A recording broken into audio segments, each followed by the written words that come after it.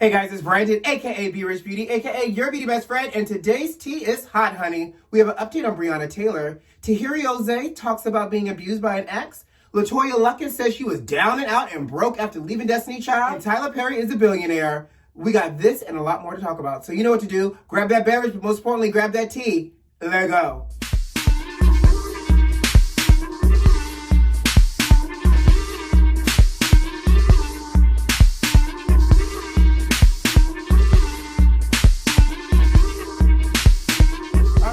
So, in today's episode of Tomfoolery and Buffoonery, we're going to talk about the updated Breonna Taylor. No one's been arrested. They haven't done their job yet for doing that. But, baby, did you hear that the prosecutors in Louisville pulled a good old shady move? Well, in the words of Evelyn Braxton, they tried to lay it low and spread it wide.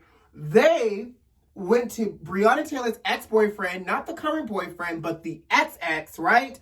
And try to offer him a plea deal. He's in jail for drug-related other charges, all types of bad things. But baby, they try to come to him saying, we will reduce your sentence from 10 years in jail to just probation if you name Breonna as being a part of this drug trafficking ring. Ain't that some ish? So first of all, he said, no, I'm not doing that because Breonna was not a part of this, and I'm not about to soil her good name after y'all assassinated her. I probably put extra words in his mouth and gave him an extra neck roll, but that's what this requires, because he said, I'm not about to do that. First of all, y'all shot this woman, killed her, and now you want me to lie to take the heat off of y'all? No. Next. Thank you, ex-con. Well, I don't know if he's ex-con. I think he's still sitting in jail, child. But thank you, ex-boyfriend, for not sullying Breonna Taylor's name. Because you know why? We are still waiting for justice. Bloop. All right, next up, so LETOYA LUCKETT did an interview with Page 6 magazine. And she was talking about the time in her life after leaving Destiny's Child. You know, she was a part of the original DC 4 girls. And then in 2000, she had that nasty old disagreement with Matthew Knowles, and she got the boot, right? We lost her, and we lost LaTavia. She talked about how when she was working on her first solo album, she spent many a night. She said, I didn't spend a lot of nights, but I spent many a night sleeping in my car while I was working on the album. Because they got famous so quick, she also mentioned that, you know, they were famous before she was 18, and that there was no college. She didn't go to college. And so because she didn't go to college, I think that also kind of like hindered her. So she says, got to roll, but I don't even care. I'm about to roll all these products into this face because it was been sitting on ice. So she says, you know, it was hard. I was staying in an extended stay. I was eating, as she called it, oodles and noodles, cooking it in my coffee pot. But baby, my, how you've come far, LETOYA. There's always a silver lining to any storm children. And LETOYA is, you know, she has albums. She was most recently in the last couple of seasons of Greenleaf before they ended the season after only 5 seasons and 8 episodes for the series finale. I'm not bitter. I'm not mad. I digress. Anyways, so LETOYA talks about her struggle. And you know what? Side note, we have not heard neither hide nor hair of Matthew Knowles. Child, did his daughter get him blackballed out of the industry? Or because there was so much tomfoolery surrounded around Matthew's name, did Matthew end up blackballing his own self? Because, you know, he was doing artist development and artist management after he stopped working with Destiny's Child and with Beyonce as a solo act. So, I don't know. But it sounds like Matthew might have been blackballed as well. So you know what, LETOYA, that might also be your additional silver lining. Girl, you got your come up, and that man is somewhere over there retired with an extra baby. Ooh.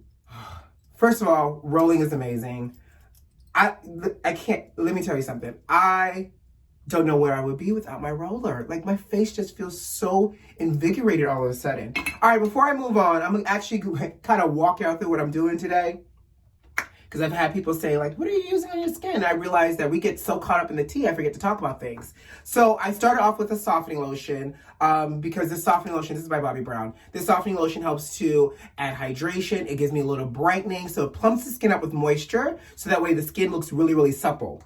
Of course, it's morning. So my Lightful C Vibrancy Eye Cream helps to depuff and make me look awake and snatched. I'm still obsessed with this Glam Glow Super Serum. So this is a 6-acid refining treatment. And I really think this is what's giving me my smooth texture to my face these days. I'm in love. It is really helping because I have like enlarged pores through here. We're gonna have to get real close in person this morning, y'all. I got enlarged pores a little through here, and I think this is really helping to minimize it. And then my moisturizer, Too Faced SPF 25. In case I pop outside, I have an SPF on, but I like it because it's lightweight. Even though it has an SPF 25, it doesn't make me look gray or casket ready. And it has coconut water and a lot of probiotics in it, which helps to take care of the skin. So that's the skincare piece. Let's move on. Baby, let me clear my throat for this one. Uber, Uber is saying in order to ride the ride, honey, you have to upload and take a selfie proving that you are wearing your mask before you get into your car and before you can request a ride. Now, I can say, I like the idea, you know, I use Lyft. But Lyft does not require us to show that we have a mask on. But because I do use Lyft, I am always the person, as soon as that driver is pulling up, I'm looking like this, making sure he got his mask on before I hop in that car. So kudos to you, Uber, for protecting your drivers and your riders. I'm gonna need Lyft to get it together so that way I can do the same thing. Because low key, I mean, some of them drivers be cute though, so I don't mind sending a good old selfie before they have to pick me up. Oh, but I also thought about the shade. What if you send the selfie and the driver thinks you're not cute and decides to decline the ride? Oh, this just got better. Maybe I don't want to send a selfie before you pick me up. I mean, why wouldn't you want to pick all this up though? But maybe I don't want to send a selfie before you pick me up because you might be like, I don't want a black person in my car. And now you canceling the ride because I sent you my selfie ahead of time. So you're no longer concerned about my safety, about me wearing a mask. Now you might be using this for discriminatory purposes. Things that make you say, I'm not going to go down the rabbit hole because I'm going to move on to the next topic. But baby, let's talk. Tahiri Jose. Y'all remember Tahiri Jose? She was on this season of Marriage Boot Camp with her boyfriend or husband. I think it's the boyfriend, Vadu. And I did a video about this. I'll put the video link right here in case you want to watch it. Well, in the episode with Vadu, he laid hands on her, and not Holy Ghost baptism type of hands. He choked her, and not like S&M kind of choking. He like got upset and laid hands and started choking her, which was explosive because there was an actual act of like domestic abuse happening while cameras were rolling. So anyway, so Tahiri Jose did an interview, and she was asked, because you know she's an ex. She used to date Joe Budden, the same Joe Budden who's leaving Spotify because he's saying he's feel undervalued and undermined by Spotify for his podcast. But he's leaving. So she was asked if Joe Budden, while dating him, was ever abusive. And baby, that fat lady sang, she squealed so big. She goes, well, actually, it only started off being verbal abuse and then transitioned into physical abuse. The type of physical abuse that has left me with a broken nose, cracked ribs, and being thrown down the stairs. And not thrown down the stairs like in Gone with the Wind, where Scarlett flung herself down the stairs because she was trying to be dramatic. Sorry, I was watching Gone with the Wind last week with my mother, so it's still in my head. But for dramatic purposes, y'all get it, right? Scarlett falls down the stairs. All I can see is Tahiri Jose falling down the stairs by the hands of Joe Budden. Allegedly. So all of these, you know, domestic abuse claims are alleged. However, I'm just reporting what she said. Now, she also went on to say that, you know, she has endured her bully for 10 years because she's also befriended him, but it was a very traumatic situation and that Joe Budden was abusive. Now, if Joe Budden was abusive, broken nose, cracked ribs, Scarlett O'Hara down the stairs, and Vadu showed that he was abusive on camera, sis, I think you might need to sit down somewhere and figure out and work with a life coach or a Reiki healer or somebody to understand how you keep attracting these abusive men. And I'm just trying to figure, and I'm not, domestic abuse is real, and by no means am I diminishing that she has been abused by the hands of these people, you know, if this is her truth.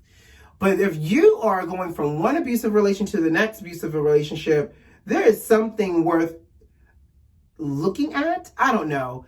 I just feel like I see a pattern here. However, I'm on the outside looking in. Moving on. Baby, after the success, and you know, we're going to have to keep talking about it because it's still trending.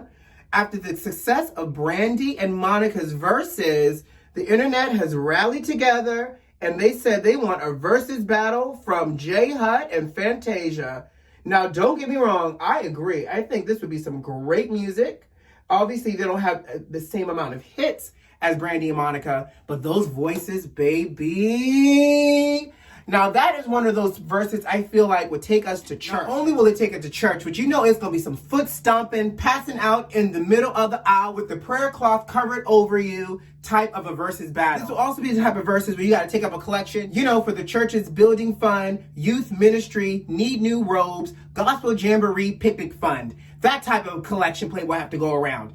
And I'm saying that because, again, magnificent voices. Now, this will also probably be the verses where I can't listen to it past like volume 15 because both of those queens are some hollering girls.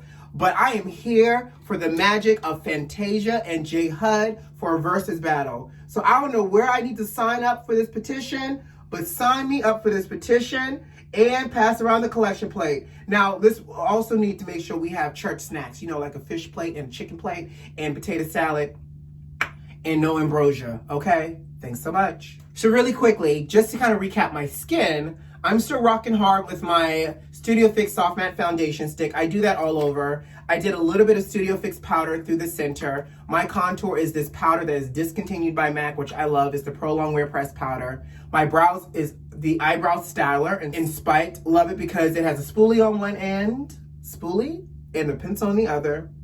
You gotta always curl your lashes if you wanna look open and awake. And a little Too Faced mascara and Better Than Sex I'm about to apply. So that's what's on this face this morning. Child, the children in Anderson, South Carolina said that they want a statue of Chadwick Boseman up in the town where there's a Confederate statue. They said, take down that Confederate statue, put it in a museum, and give us a statue of Chadwick Boseman, the real hero and the king. So the petition started with 17,000 signatures. Now they're pushing for 25,000 signatures. Now, in my Mommy Dearest voice, you know, from Joan Crawford from the Mommy Dearest movie, tear down that bitch of a Confederate statue and put up a statue of Chadwick Boseman where it ought to be.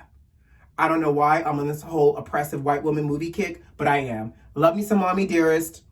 It is what it is. I agree. Give us a statue in Anderson, South Carolina, his hometown. I think it is a true moment of celebrations befitting for a king. Okay? Before I get out of here, beauty besties, let's talk. Can we just talk about my lashes real quick? I love Better Than Sex Mascara. It's so good. Anyways, Tyler Perry has been named by Forbes as being a new billionaire. AB, Lord, anything is possible. This man has built an empire off of a hamburger helper budget, and I love it. It's motivating. He does such great things with his money, whether you don't hear about it or you do hear about it. And if this is not motivation that you can take a dusty old white wig, stick it on your head, and make people laugh and build an empire. The lesson is, though, and Tyler does say this in the Forbes interview, and it's a really good interview, is that the lesson is, and he learned this lesson by being friends with Oprah, is that you own your stuff. You own everything. And in the end, congratulations, Tyler, for being named Forbes' new billionaire. All right, guys, so I got to go and start my day. You know what to do. Subscribe to the channel. If you're not subscribed, sugar, what you waiting on? And by the way, once you subscribe, share this video with a friend. Like this video if you like this video, and leave me a comment. I'll see you tomorrow. Enjoy your day. Love you lots. Bye.